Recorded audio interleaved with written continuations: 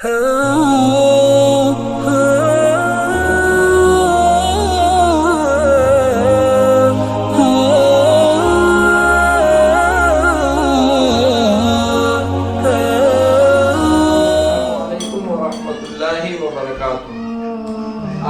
آپ کو حزب البحر کے بارے میں اس دعا کی ساری تفصیل بتانا چاہتا ہوں۔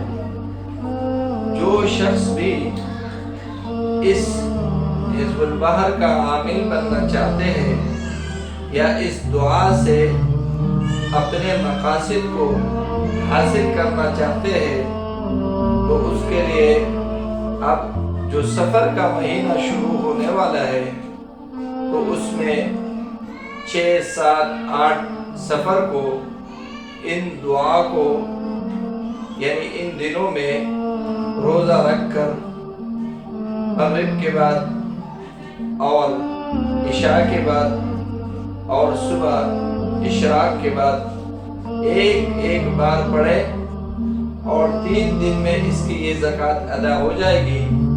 پھر اس کی ترتیب روزانہ کا یہی رہے گا۔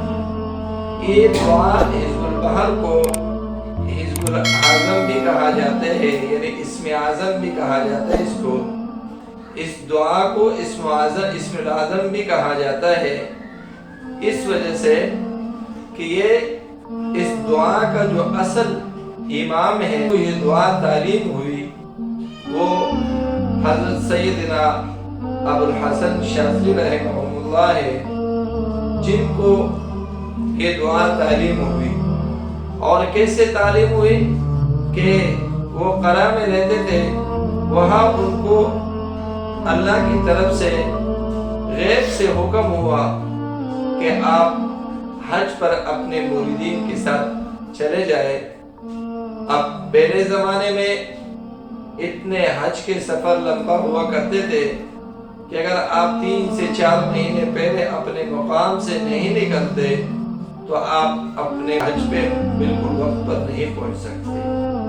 اب جب یہ وہاں سے نکلے مریدین کے ساتھ، جب بندرگاہ پہ پہنچے تو وہاں دیکھا کہ کسائی کا جہاز کھڑا ہے اور وہ بھی کمزور ہے۔ ان سے بات ہوئی، جب روانہ ہو گئے تو ہوا الٹی سمت چلی، جانے کے بجائے واپس کی طرف ہوا ان کو دھکیل رہے۔ اب کچھ لوگوں نے ان کو طعنہ بھی دیا اور طعن و تشنیع بھی کی اور یہ بھی کہا کہ بھائی آپ تو کہہ رہے تھے حضرت، آپ تو کہہ رہے تھے کہ مجھے غیب سے علم ہوا، تو پھر یہ اتنی پریشانی کیوں؟ سید ابوالحسن شاذلی رحمہ اللہ تھوڑی دیر ایسے خاموش ہو گئے اور آنکھیں بند کر کے مراقبہ میں بیٹھے۔ جب مراقبہ میں بیٹھے تو تھوڑا ہی دیر گزرا تھا کہ یہ فرمایا کہ اب چلو، اور ایسی نوبت آئی کہ جو جہاز کا لنگر تھا وہ بھی اٹھا نہیں پایا، اس کی رسی کاٹ دی گئی ہے۔ اور یہ دعا حزب البحر شروع کی، فرمایا کہ رسول اللہ صلی اللہ علیہ وسلم کی زیارت نصیب ہوئی اور رسول اللہ صلی اللہ علیہ وسلم نے یہ دعا مجھے ایک لفظ پڑھوائی اور میں نے پڑھی۔ اب یہ سفر شروع ہو گیا۔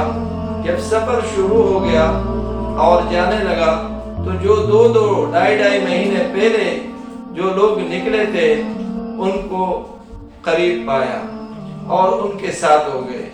اب دیکھا کہ اس عیسائی کے 2 بیٹے ہیں، یہ 2 بیٹوں نے تو یہ ماجرا دیکھ کر مسلمان ہو گئے، مگر باپ پھر بھی مسلمان نہیں ہوا۔ اب وہاں جب پہنچے بیت اللہ اور حج وغیرہ کیا، مگر اس کے دوران عیسائی نے بھی خواب دیکھا کہ دیکھ رہے کہ حضرت ابوالحسن شاذلی رحمہ اللہ اپنے مریدین کو اور میرے بیٹوں کو سب کو اپنے ساتھ لے کر جا رہا ہے اور جنت میں داخل ہو رہے ہیں۔ اب جب میں داخل ہو رہا ہوں تو مجھے فرشتوں نے منع کیا۔ میں نے پوچھا کہ یہ کیا بات ہے؟ فرمایا کہ وہ سب تو مسلمان ہو گئے، آپ مسلمان نہیں ہیں۔ تو پھر اس نے بھی کلمہ پڑھ کر مسلمان ہو گیا۔ تو یہ ایسی دعا ہے کہ اس دعا کو آج سے 16 سال پہلے میں نے الحمدللہ اس ترتیب پہ کیا، اور اس میں ہزاروں لوگوں کو اس سے فائدہ پہنچا، اور خصوصاً بیماروں کے اور جادو، جنات، نظر بد، حسد کے لیے یہ اتنا مفید ہے۔ اگر یہ دعا کسی کے اوپر 3 مرتبہ بھی پڑھی جاتی ہے تو اس کی جادو، جتنی بھی سخت سے سخت جادو ہو تو وہ ٹوٹ جاتا ہے، ختم ہو جاتے ہیں۔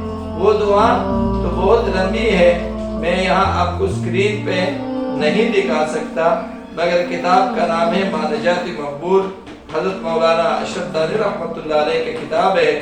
اس میں اس دعا کی پوری ترتیب لکھی ہوئی ہے، اور پورا جس طریقے سے اس کی زکوٰۃ ادا کیا جاتا ہے، انشاءاللہ وہ کتاب لے لو اور اس سے اس کو سیکھو۔